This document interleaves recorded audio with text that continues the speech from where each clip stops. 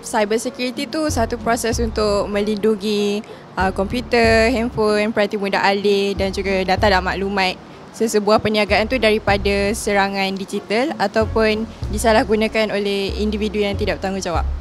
Curi data tu pernah sekali sebab macam ada pihak daripada bank dia call saya. Lepas tu dia kata macam awak nama-nama ni ke, lepas tu ni nombor telefon awak. Saya kata ya betul. Tapi dia kata awak kena bayar hutang sebanyak berapa sekian. Lepas tu saya macam tapi saya tak ada berhutang pun sebab saya tak pernah guna macam data plan yang kena berhutang. Jadi time tu lah saya sedar saya kena data saya dicuri oleh pihak lain. Cyber security ni penting supaya dia boleh jaga kita punya data peribadi kita dengan kita punya sosial media kita, supaya tak ada kena hack, tak ada kena scam dengan mana-mana pihak yang tak bertanggungjawab. Pengalaman saya pernah diberikan DM. Dia kata saya menang iPhone. Dia kata, saya tak pernah ada buat apa-apa pun. Isi borang ke apa tak ada. Lepas tu tiba-tiba dia kata dia ada. Lepas tu dia suruh share TSC. Saya tak share TSC. Saya tahu itu dia scammer. Mengikut fahaman saya, cyber security ni adalah keselamatan terhadap penggunaan cyber lah, which is right now 80% daripada kehidupan kita pun sendiri dah di alam cyber. Semua protection dan juga keselamatan tu kurang mendapat perhatian di dalam masyarakat lah. Bisnes kami 80% datang daripada online. Selalu juga yang kami dapat order ataupun tempahan daripada scammer ni lah. Scammer ni dia tak mengenal darjat. Siapa yang dia boleh makan, itu yang dia ambil. Yang akak faham, kita nak melindungi data dan maklumat diri kita lah.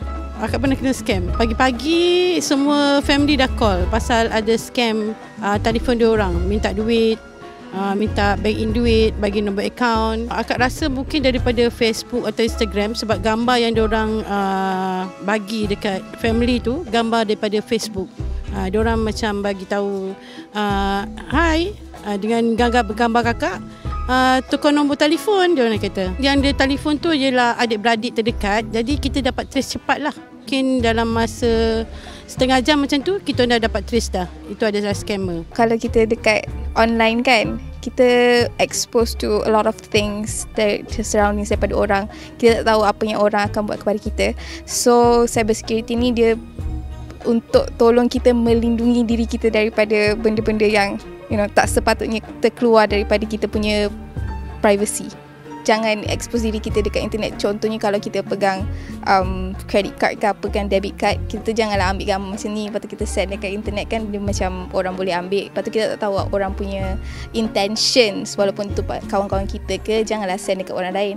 Lepas tu kalau kita post or events or tempat-tempat yang kita pergi, jangan post on the day itself sebab takut nanti orang tak baik, dia akan tahu kita kat mana, lepas tu dia akan take opportunity of that situation.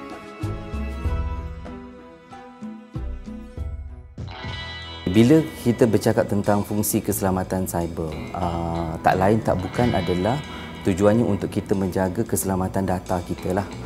Macam file ke, ataupun kita punya dokumen-dokumen yang sulit dan sebagainya, dan dia mengikut klasifikasi. Tidak ada perkara yang spesifik kita boleh nyatakan apabila kita nak mengatakan dari segi ciri-ciri yang kukuh.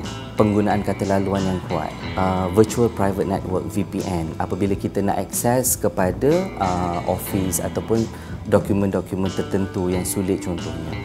Selain daripada itu juga, bila kita bercakap tentang ciri-ciri ini, macam mana kita menjaga keselamatan kita punya handphone contohnya, kita punya laptop dengan kita masukkan aplikasi internet security untuk menghalang sebarang ancaman ataupun akses yang tidak dibenarkan daripada luar. Jenis-jenis serangan cyber, antara yang paling popular di Malaysia sekarang ini, sering dikatakan, yang diperkatakan sekarang ini adalah isu scam. Scam ini terletak di bawah fraud lah, penipuan dalam talian. Jenayah cyber dia tidak mengenali jantina, dia tidak mengenali usia. Mereka semua sentiasa berdepan dengan ancaman cyber sekiranya mereka tidak menjaga dan sentiasa berhati-hati semasa mereka berada dalam talian ataupun semasa mereka menggunakan teknologi. Kurangkan husnuzon, tingkatkan syak. Maksudnya, kita tidak digalakkan untuk sentiasa berbaik sangka. Kena sentiasa syak sebab apabila kita bercakap dalam dunia cyber ni, kita hanya bertemu dengan seseorang itu berdasarkan surface to surface kan. So jadi macam mana kita nak mempercayai mereka yang dia ada di sebelah sana. Seterusnya, jangan mudah sangat menceritakan tentang aktiviti apa yang kita lakukan. Jangan sesekali terlalu mudah untuk berkongsi gambar-gambar yang kita ada. Jangan kita berkongsi maklumat-maklumat peribadi kita, khususnya nombor IC, nombor telefon, alamat rumah. Even kadang-kala yang kita punya aktiviti untuk kita check in tu, itu pun mendedahkan kita kepada ancaman-ancaman cyber yang ada. Selain daripada itu, apabila kita nak melaksanakan urusan perbankan dalam talian, maka kita kena tengok kawasan persekitaran. Jangan terlalu ramai ataupun kita melakukan aktiviti transaksi keuangan itu di khalayak ramai. Mungkin orang akan memerhatikan kita punya username and password. Dan juga sebagai pengguna yang paling penting adalah untuk kita mengetahui dan memahami sebenarnya terma syarat setiap perkhidmatan yang kita gunakan. Ramai kita tengok wujudnya perniagaan-perniagaan dalam talian. Anda perlu melihat beberapa perkara. Perspektif orang menganggap bahawa kadang-kala si penjual itu seringkali menipu.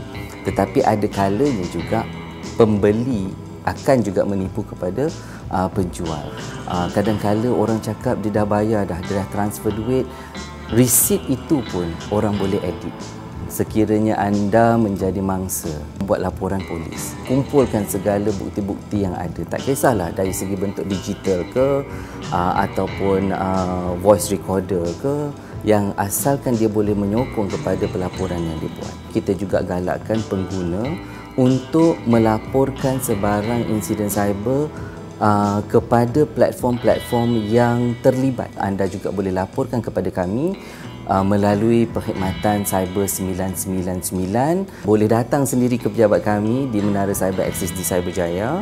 Kami galakkan anda untuk download dan install aplikasi Cyber 999 ke dalam handphone ataupun gadget anda supaya ia lebih memudahkan anda untuk melaporkan sebarang insiden cyber yang berlaku.